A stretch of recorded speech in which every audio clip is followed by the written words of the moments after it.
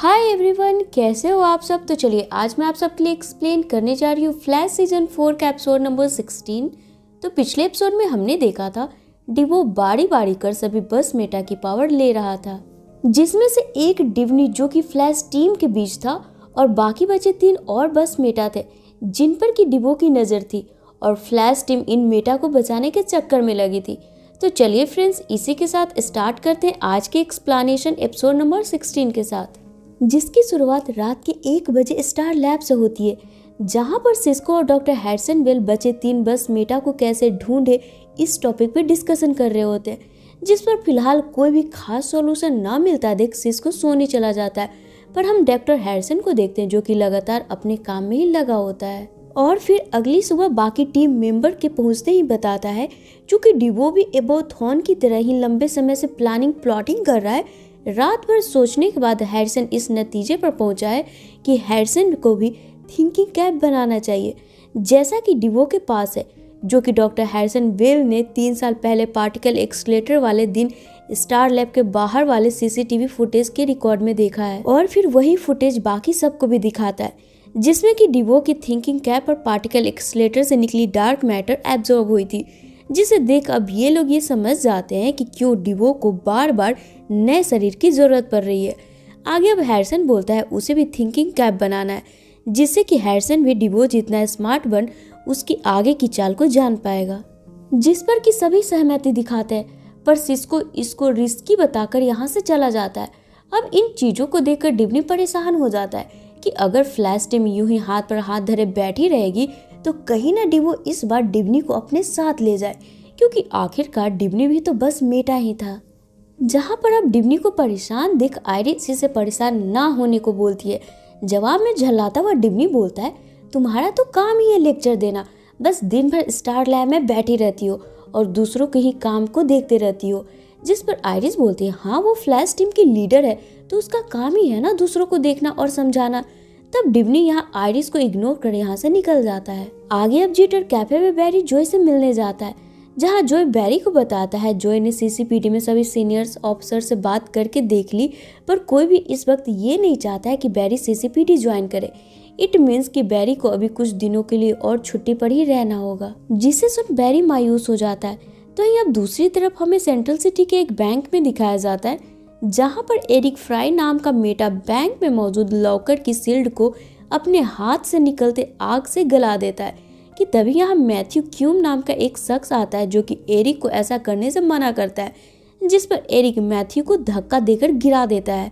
जिस पर अब मैथ्यू बोलता है अगर हिम्मत है ना तो जरा दोबारा अपने हाथ से आग निकाल कर दिखाओ। अब जैसे ही यहाँ एरिक अपना हाथ आगे करता है वो महसूस करता है कि उसकी सारी पावर खत्म हो गई है, जिसे देख फौरन ही बैंक में मौजूद गार्ड एरिक्स को गिरफ्तार कर लेते हैं। जिसके बाद अब मैथ्यू भी सबकी नजरों से छिपकर यहाँ से भाग निकलता है। जिसके बाद क्राइम सीन की छानबीन के लिए यहाँ जॉय और सिस्को पहुँचते हैं और फिर एरिक से पूछते हैं उसकी पावर उसे कब मिली थी। जवाब में एरिक इन्हें 3 साल पहले बताता है, यानी कि एरिक को पावर पार्टिकल एक्सलेटर से मिली थी। डैट मीन्स कि ये बस मेटा नहीं है। आगे जब सिस्को एरिक की फुल बॉडी चेक करता है तो वो देखकर ये दंग रह जाता है, क्योंकि एरिक के शरीर से डार्क मैटर यानी कि उसकी पावर पूरी तरीके से अब खत्म हो चुकी थी। जिसे देख अब फौरन ही सिस्को और जॉय स्टार लैब पहुंचते हैं और सारी बात अपनी टीम को बता देते हैं, जहां सभी ये डिस्कस कर इस नतीजे पर पहुंचते हैं कि बैंक में 2 मेटा मौजूद थे, जिसमें से एक ने दूसरे की पावर ही चुरा ली। आगे बैंक के सीसीटीवी फुटेज को देख ये लोग मैथ्यू की डिटेल निकाल लेते हैं और उससे इस बारे में बात करने के लिए जॉय और आयरिस निकल जाते हैं। तब बैरी और सिस्को वहीं कोटेक्स में रुक जाते हैं। तो ये दूसरी तरफ डॉक्टर हैडसनवेल थिंकिंग कैप बना रहा होता है,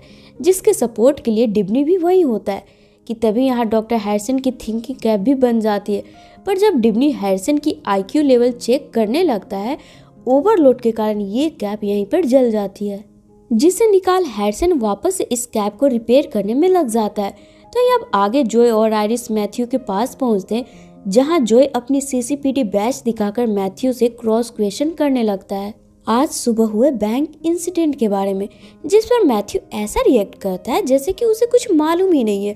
तब आयरिस यहाँ झल्लाते हुए डायरेक्ट मैथ्यू से पूछती है तुमने एरिक की पावर कैसे चुराई, जिसे सुनते ही मैथ्यू यहाँ आयरिस की गर्दन पर चाकू रख इन्हें डराते हुए यहाँ से जाने को बोलता है। जिसे देख जोए फौरन ही बैरी को डेंजर अलर्ट भेजता है। उसे देख बैरी अगले ही क्षण यहाँ पहुंच जाता है और फिर फ्लैश टाइम क्रिएट कर आयरिस की गर्दन से चाकू हटाकर मैथ्यू को दूसरी तरफ धक्का दे देता है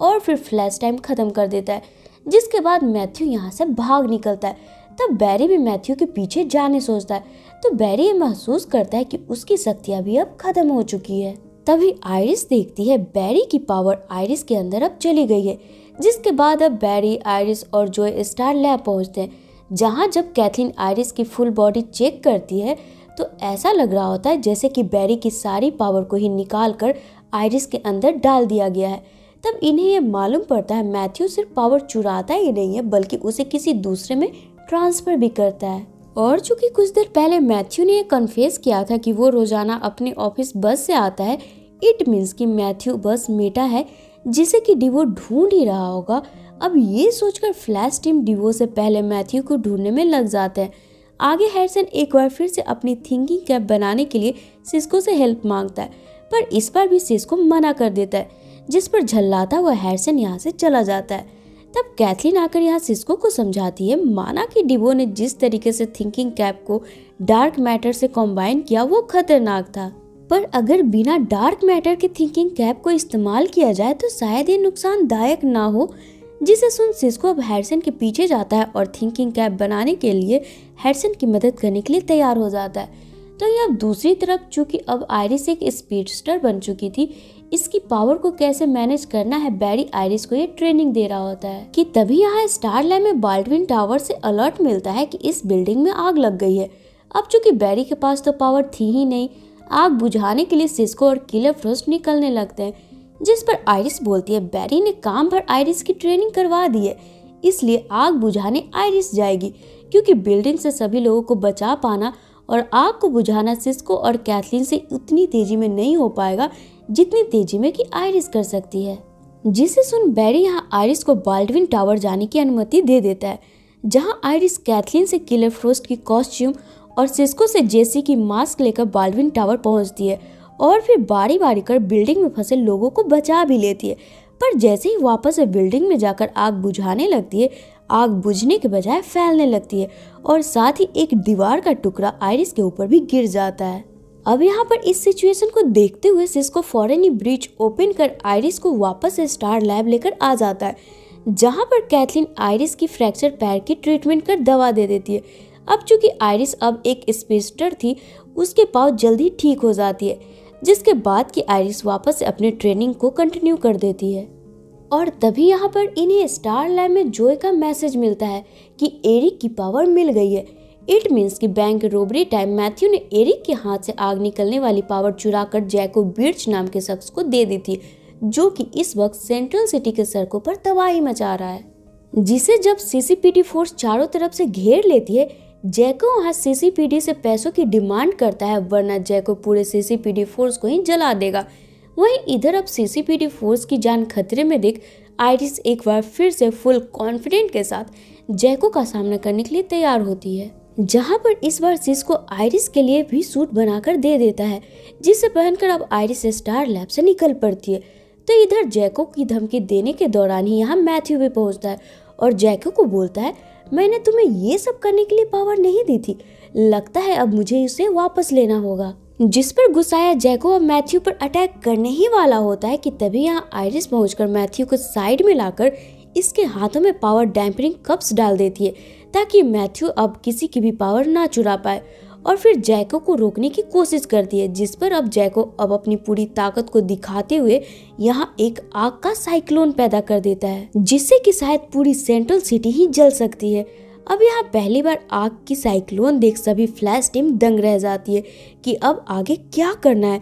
तभी यहाँ डॉक्टर हैरिसन वेल यहाँ अपनी बिना टेस्ट किए ही न्यू थिंकिंग कैप पहन लेता है, जिसे देख सिस्को डर जाता है, पर यहाँ थिंकिंग कैप में कोई भी साइड इफेक्ट नहीं होती है और ये अच्छी तरीके से काम कर रहा होता है। और फिर यहाँ अब इस सिचुएशन को देखते हुए हैरिसन आयरिस को वही सड़क के किनारे मौजूद समुद्र के पानी वाले लहरों को इकट्ठा कर इस आग के साइक्लोन पर डालने बोलता है, जिसे सुन आयरिस फौरन ही भागते हुए समुद्र के लहरों को इकट्ठा कर एक साथ आग के साइक्लोन पर डाल देती है, जिससे कि अब ये आग वाला साइक्लोन खत्म हो जाता है और जैको वहीं पर बेहोश हो जाता है, जिसे कि अब गिरफ्तार कर लिया जाता है। आगे हम मैथ्यू को स्टार लैब लाया जाता है, जहां मैथ्यू से पूछने पर कि आखिर वो लोगों की पावर चुरा क्यों रहा होता है, जवाब में मैथ्यू बताता है वो हमेशा से एक शांत किस्म का बंदा है, उसे ये मेटा बिल्कुल भी पसंद नहीं है और इसीलिए इनकी पावर चुराकर बस मैथ्यू सिटी में क्राइम रोकने की कोशिश कर रहा था। जिसे सुन सभी यहाँ मैथ्यू को आज़ाद कर देते हैं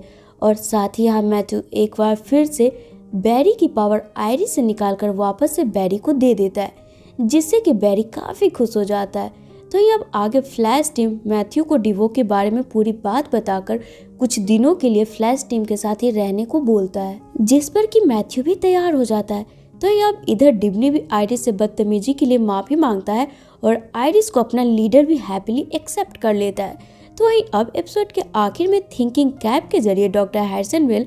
आखिरी के 2 बचे बस मेटा के भी नाम ढूंढ निकालता है और इसी के साथ ये एपिसोड यहीं पे खत्म हो जाती है। तो फ्रेंड्स, ये थी मेरी आज की वीडियो। अगर आपको पसंद आई हो तो इसे लाइक कर मेरे चैनल को ऑल बेल नोटिफिकेशन के साथ सब्सक्राइब कर ले, ताकि मैं जब भी वीडियोस डालूं आपको नोटिफिकेशन मिलती रहे और मुझे आपका सपोर्ट। तो चलिए फिर मिलते हैं अपने नेक्स्ट वीडियो में। Till then take care and bye bye.